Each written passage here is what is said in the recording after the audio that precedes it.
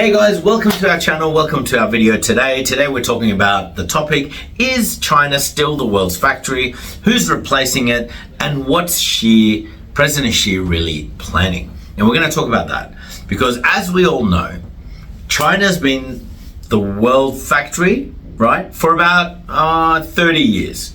So they, from shoes, toys, phones, cars, clothes, made in China was everywhere, absolutely everywhere. But now we keep hearing this new idea, this new concept that China doesn't want to be the factory anymore. So we're going to talk about whether this is true or not. And in this video, we'll delve into a few other similar topics. So is China really stepping away from global manufacturing? And if it is, well, who's going to pick up the pieces? Vietnam? India? Mexico? Who? And what's China's next move? Like, what do they actually want to achieve? Because here's the actual twist. China isn't quitting. It's leveling up. Wow. And it's doing it through a bold plan. This new plan, I'm sure you've heard of it. It's called Made in China 2025. So let's break it down. Okay, let's break this down and get right into it. So let's talk about, is China still the factory? Firstly, yes, China is changing, but no, it hasn't left the factory floor, right? It's still there, manufacturing a lot of things. Let's look at the actual facts.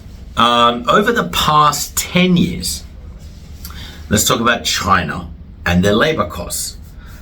Their labor costs have skyrocketed.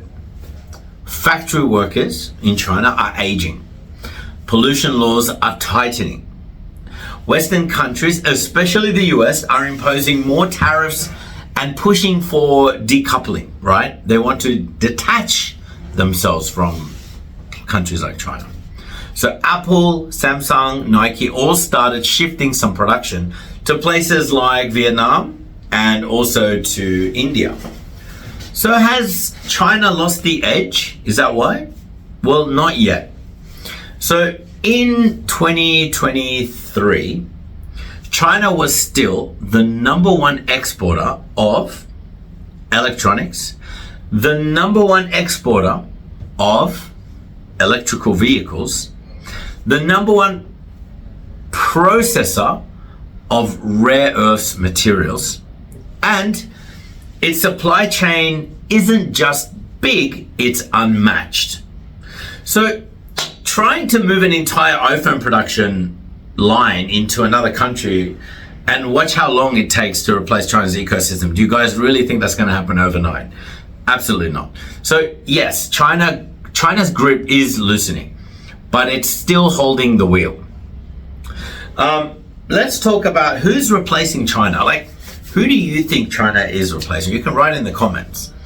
But let's look at the countries hoping to take China's spot. All right. Number one, geographically close and politically allied country, Vietnam. Fast, efficient, close to China, has already absorbed factories in textiles and electronics. But it's small. It can't handle full global demand. It can't. The next one is India, also geographically close. Not political allies, however, geographically they are close. Massive population, cheap labor, strong IT sector. Apple's investing billions, but the bureaucracy is a nightmare. Infrastructure is weak and the political risk is rising. That is a fact. The next one is Mexico. A favorite for the US because it's nearshoring, it's close, fast delivery, solid trade deals, but cartel violence and corruption limit growth is massive, right? There's a lot of internal conflicts. What about Bangladesh, Indonesia, and Malaysia? Well, cheap, available labor, but low on advanced tech and logistic capacity. So, with all that said, no country, not even combined, can fully replace China yet. They can nibble at the edges, but they can't match China's scale, speed, or state coordination.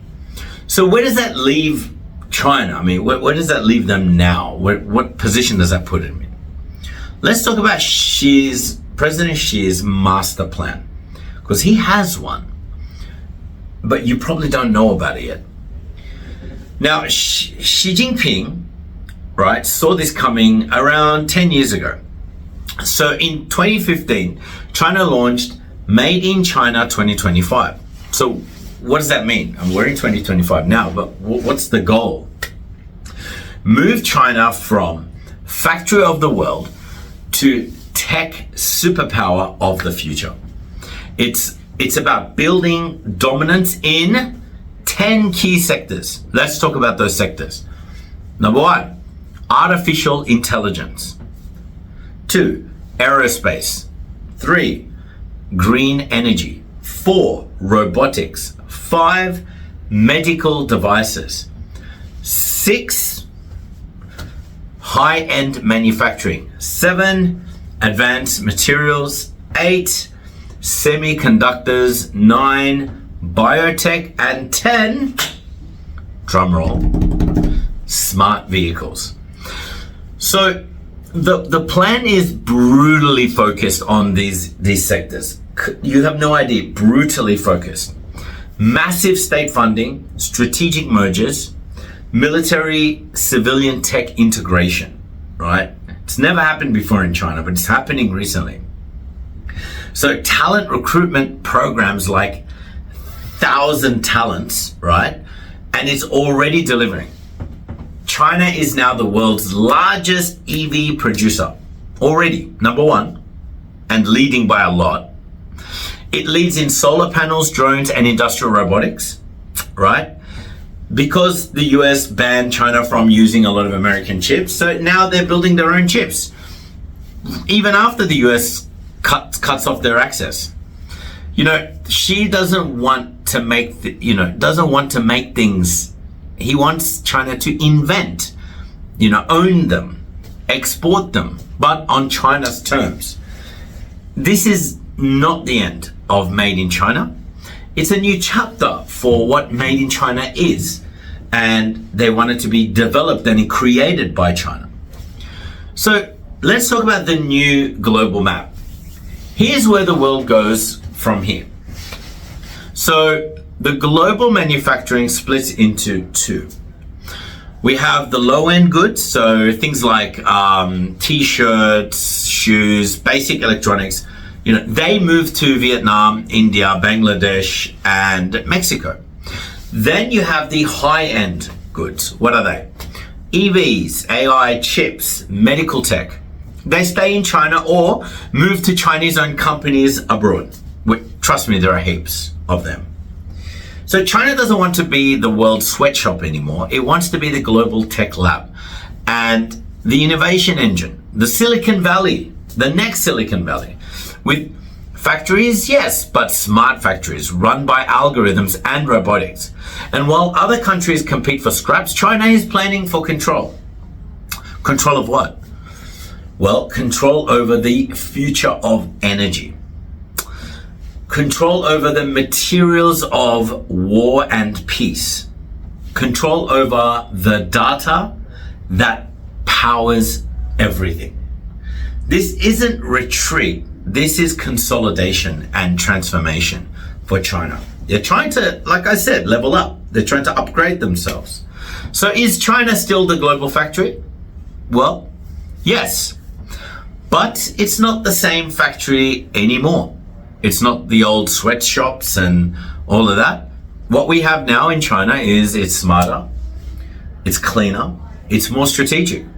And while the West celebrates every company that leaves China, right, because they do that, Xi Jinping is playing a longer game. One where I would say China no longer sells what the world wants, it makes what the world needs. Right? It's not like before.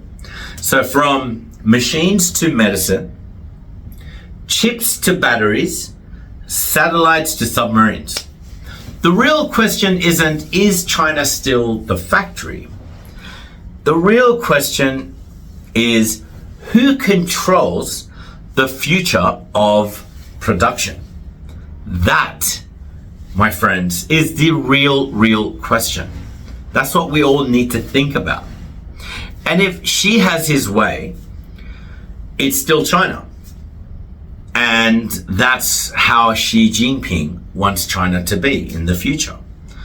So that's it, guys. I hope you enjoyed this video. I hope you learned something. Thank you for coming. Please remember to like and subscribe. I'll see you next time. Bye, guys.